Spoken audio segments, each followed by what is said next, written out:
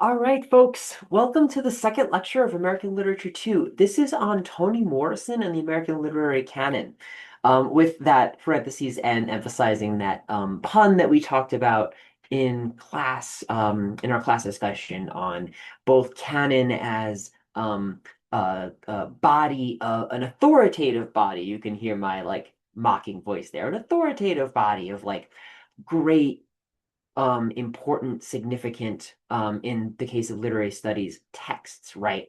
You can also have legal canons, meaning the laws that must be followed. You can have other forms of canon, right? But that kind of canon. But then there's also the canon that is the weapon, right? Which again, we talked about in class, the way that the the canon of literature can be weaponized as canon to degrade and exclude, right? And that the way that the degrading and the excluding can turn the canon into a canon, right? So that kind of very deadly serious punning that Morrison does is in this title slide.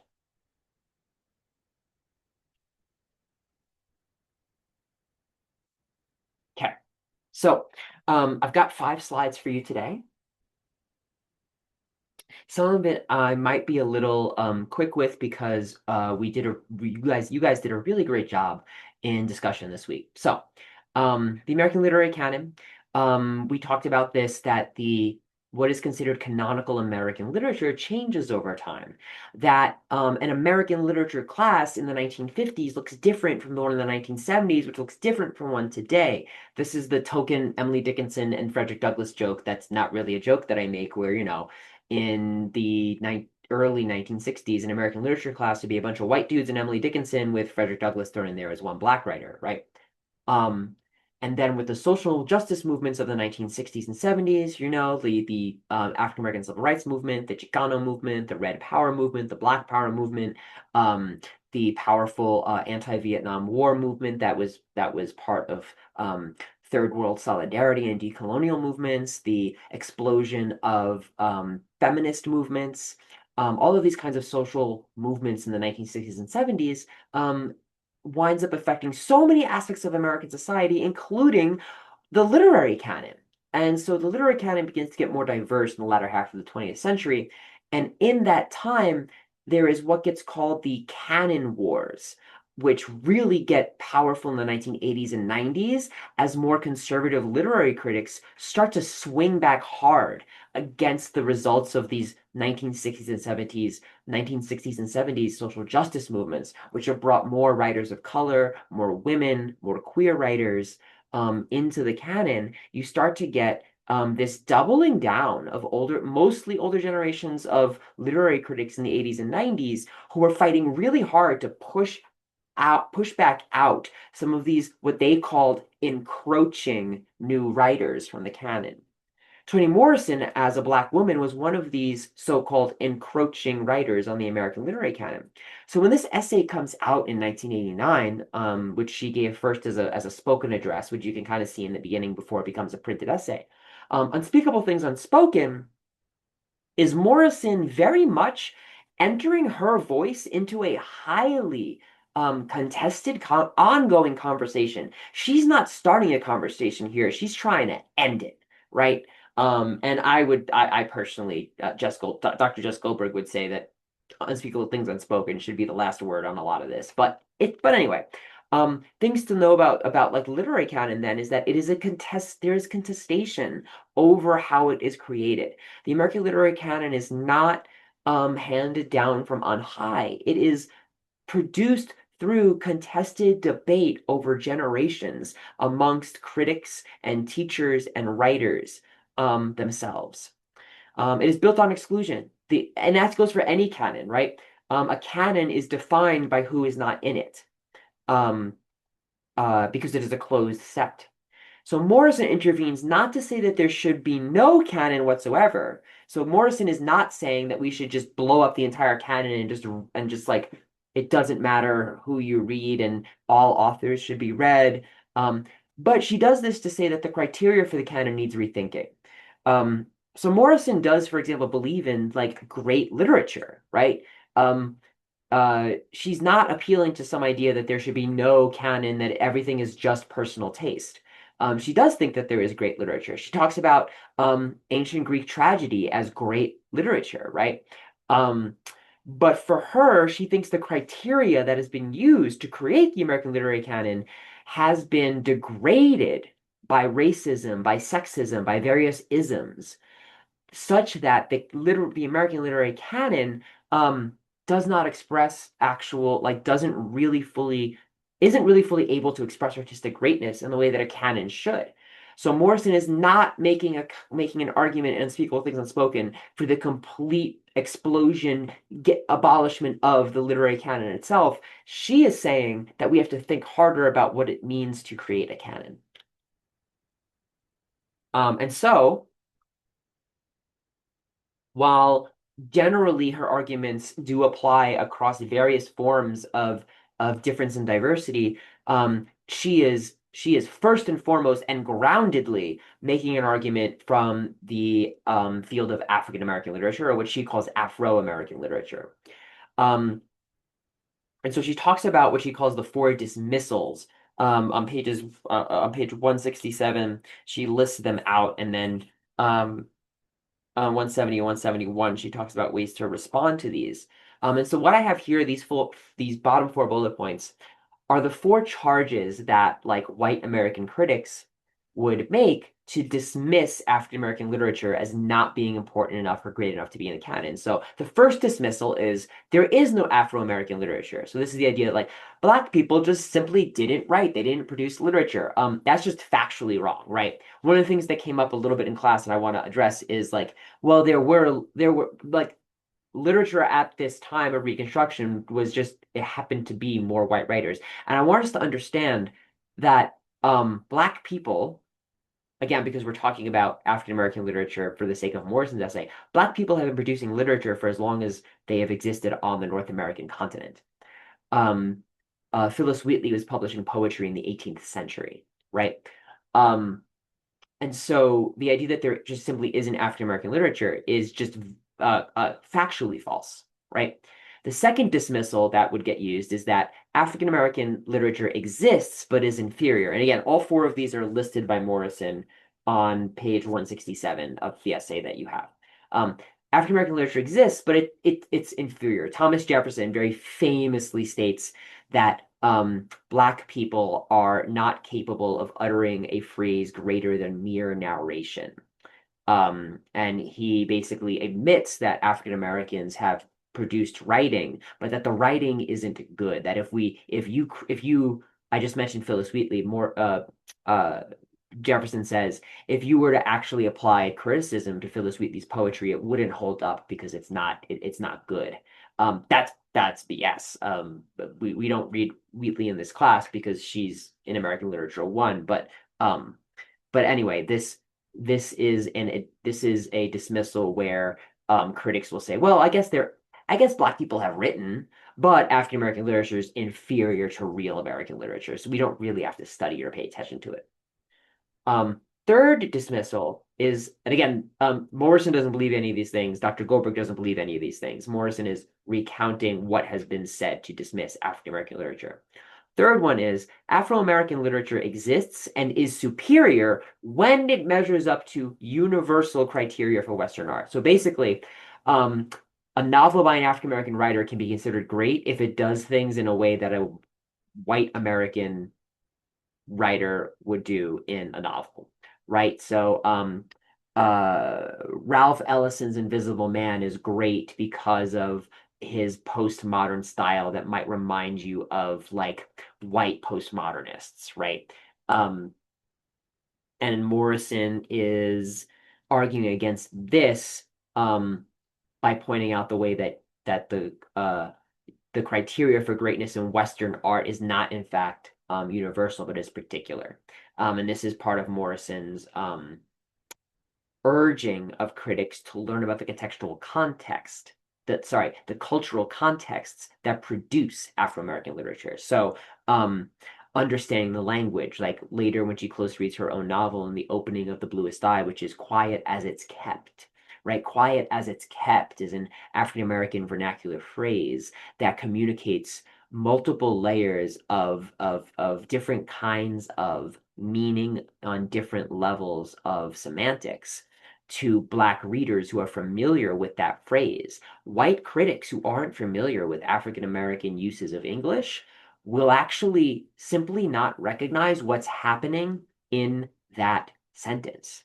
And so for Morrison, um, she's not simply saying your criteria is bad. She's saying you actually don't understand the artistic nuances of the stuff you're dismissing because you don't know black English. You don't know black rhythmic forms that make their way into our poetry. Um, you don't understand how a poem by Maya Angelou called Harlem Hopscotch, which I didn't put in the lecture, but I just re-looked at this the other day. How that poem can seem to a white writer who's never played hopscotch in Harlem like it's a poem that's clearly about the chalk lines of the hopscotch squares are metaphors for being confined by a society that tries to hold black people down. And sure, right, like that's great. But if you don't know the rhythms of hopscotch as a game and the complex ways that black children in inner city New York don't just simply go dot dot dot dot dot dot dot dot dot, but actually go dot dot dot dot dot dot dot dot dot dot dot dot, and if you don't know the rhythms that they perform, you won't understand that the way that the poem is written is in a rhythm because you don't recognize that rhythm. You actually don't have the equipment to know anything about the poem you're reading. So that's what Morrison is saying in her dismissal of this dismissal, right? And the fourth dismissal that folks will use is African American art is not so much art as it is ore, like raw material that requires Western or Eurocentric critics or theorists to refine into an aesthetically complex form. Basically, black writing only becomes great when a white critic applies Eurocentric theory to reveal that greatness, right? It takes the white critic to make black literature great. Okay, we talked about this a lot in class, so I'm not going to overemphasize it. The only thing I'm going to say is um, one of the things that I want you to learn from Toni Morrison is not just about literature, but about critical thinking. When we try to define critical thinking without just saying it's thinking critically, um, one of the things that we want to learn how to do is not just how to question things, but how to ask better questions. So when Morrison says not why, but how, and she says that the question should have never been why I, an Afro-American, was excluded from the canon, because that question is not intellectually interesting. What she's doing is she's saying we need to ask better questions. Um, Pointing out exclusion because of an obvious system of discrimination is important, but at some point, that's obvious. At some point, we have to ask, how does racism work? How does sexism work? What effects have these systems had not only on those whom are its targets, but on those who think they are protected by it? So one of Morrison's um, things that she does in this essay is she demonstrates that our readings of canonical white writers are impoverished by our racism. Um, Men's understanding of their own gender is impoverished by dismissal of women's analysis of gender. Um, Straight people's understanding of sex is diminished by the dismissal of queer sexual experiences expressed through poetry. Um, so Morrison is saying not just you have to think critically by questioning everything, but you actually have to ask better questions that get you beyond the obvious or get you beyond the immediate, like, haha, I found the thing, right? That's what I want you to get away from this, get from this, that Morrison is provoking us to ask better questions, right? It's not a diversity argument. It's not an argument that says we just need to read more widely. It's much more nuanced than that, right? Um, it's an argument for attending to the aesthetics and the style and the form of literature by various writers, to ask what is worth reading here by attending to the culturally produced aesthetics, um, and not simply reading writers for their identity, right? And that's where I want to come to for my penultimate slide for you today. So we spent a lot of time on um, the core issues in parts one and two of the essay in class, where we talked about Morrison's focus on indivisibility, that a thing that you can't see is still there and is still affecting what's around it. Um, and so we also looked at um, the changing of the question, not why, but how. What we didn't look at in class is this quote at the very end of the essay that I would say is the other most important quote from Unspeakable Things Unspoken. And this appears on page 196. She says, and I'm going to actually read this from my hard copy of the book. Um, okay, so she says, I learned nothing. I'm going to read the whole paragraph. I hope you understand that in this explication of how I practice language, this is the part of the essay where Morrison is explaining her own opening lines of her own novels, is a search for and deliberate posture of vulnerability to those aspects of Afro-American culture that can inform and position my work. I sometimes know when the work works, when Nomo has effectively summoned, by reading and listening to those who have entered the text. So what she's saying here is um, Morrison knows when her own writing works by listening to the readers who critique it. I, Toni Morrison, learn nothing from those readers who resist my work, except, of course, the sometimes fascinating display of their struggle. My expectations of and my gratitude to the critics who enter, meaning who actually um, take on the work itself, are great. And then there's this part. To those readers who talk about how as well as what, who identify the workings as well as the work, for whom the study of Afro-American literature is neither a crash course in neighborliness and tolerance, nor an infant to be carried, instructed, or chastised, or even whipped like a child, but for whom Afro-American literature is the serious study of art forms that have much work to do, and which are already legitimized by their own cultural sources and predecessors in or out of the canon, I owe much. So here's the thing why I say this is not a diversity argument. The last thing Morrison wants is for someone to read her literature because she's a Black woman. Because what happens then is, and I use this phrase, the phrase on the slide, literature is not sociology.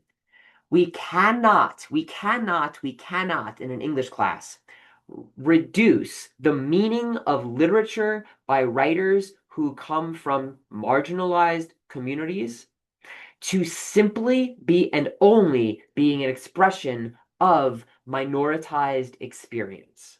That is, we do not read African American literature to learn what the African American experience is like. That's sociology. Literature is art. And in order to respect the art, we have to study the language itself, the artistry of the craft. Will we learn some sociological things from reading literature? Yes. Do you learn about culture by reading literature? Yes. Is that valuable? Yes. But what happens with writers of color, what happens with queer writers, what happens with disabled writers is that their writing, often in diversity models, gets reduced to simply being accounts of what these lives are like, of what it is like to live as Black. What is it like to live as trans? What is it like to live as disabled? What is it like to live as Chicano?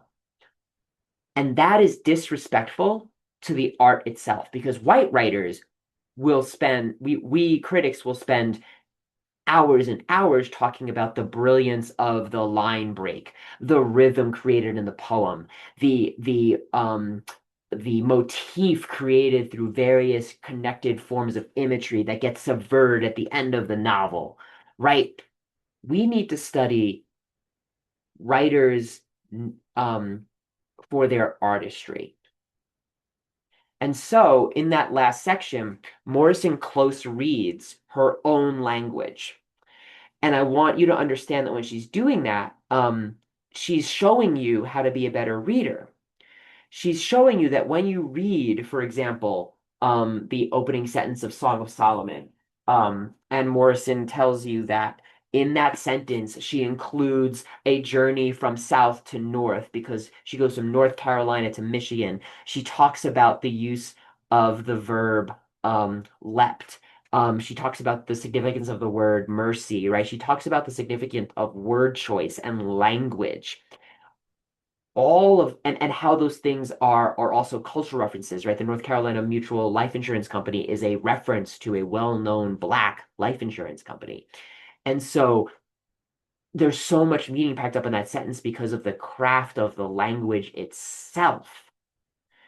Um, that is what you want to strive for as a reader in a literature class. That's the hard work of analysis. Saying something other than, I learned about how people different from me live. What did you do to analyze language? How did you work hard to untangle a sentence? Everything Morrison does can be done by a reader who doesn't know what the author was thinking. So one of the things is Morrison has an advantage in part three, and that she knows what was going on in her own head when she wrote the sentences she's explaining. However, you don't, and you don't have to. Everything she does, you can do to another text. I have up here the phrase intentional fallacy. That's a very important vocab word for English classes for those of you who aren't English majors. The intentional fallacy is the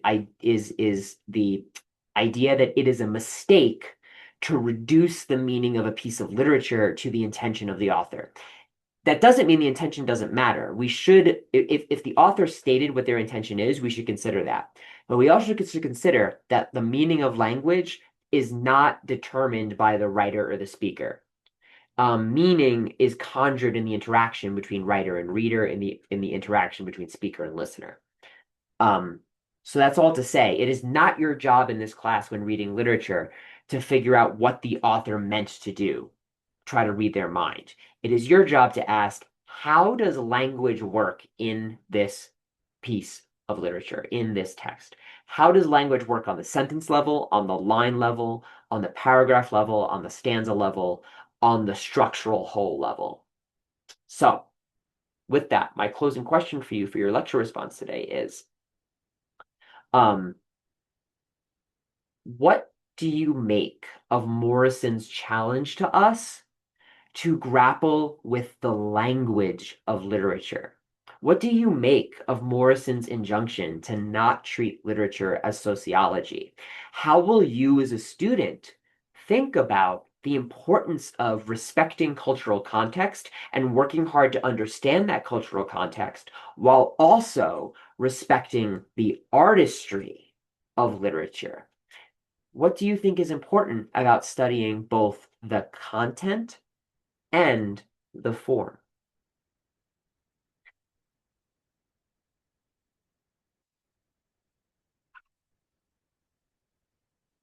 Thank you so much. That has been our second lecture of the semester.